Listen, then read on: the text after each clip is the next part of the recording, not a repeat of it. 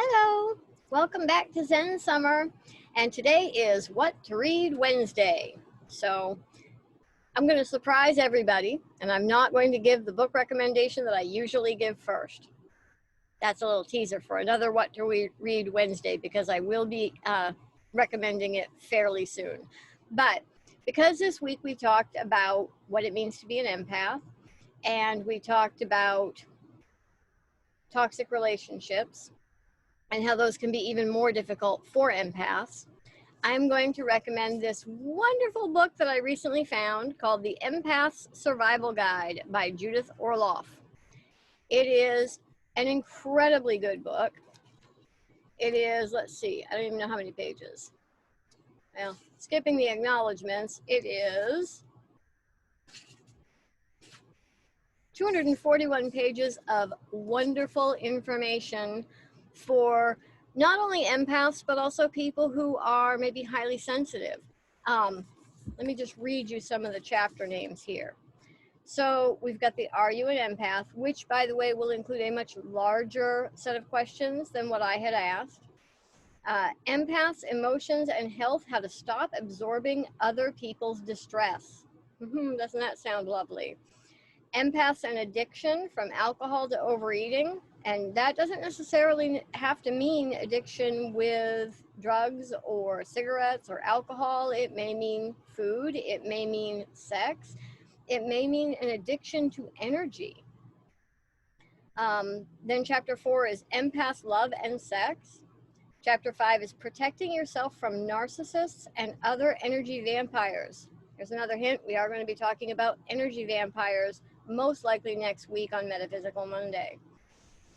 Chapter 6 is Empaths, Parenting and Raising Sensitive Children. So even if you don't consider yourself an empath, but you know you have a child who is very highly sensitive, this might be something you'd want to read. Chapter 7 is Empaths and Work. Chapter 8 is Empaths. Yes, I'm partially blind here, I think. Empaths are just old and my eyes are broken. Empaths, Intuition, and Extraordinary Perceptions. And chapter 9 is The Gift of Being an Empath. She also includes a quick reference guide at the end, creating a community, how to set up your own empath support group, and then some notes and selected readings in the back. Judith Orloff is an incredible author. She has several books that I would recommend. You may want to just look her up as an author. She writes a lot of books about being an empath and how to get through that. But this book in particular is one of my new all-time favorites. I only discovered this a few months ago, and I now recommend it to everybody. I have sent it to one of my coaching clients. I've got my daughter reading it now. It is just an incredible book and a wonderful journey that you can take with her.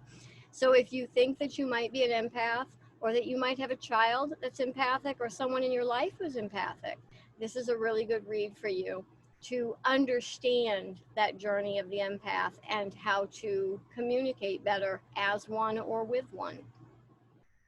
So really, this is just a short video. What to Read Wednesdays will most likely run fairly short, except when I talk about the one book that I really recommend to everybody, because I might get a little chatty then. But other than that, mostly these will be pretty short. So What to Read Wednesday, there it is, The Empath's Survival Guide. And don't forget that on my channel, I've also included a list of videos from Judith Orloff, who talks about being an empath and talks a little bit more about this book. See you soon.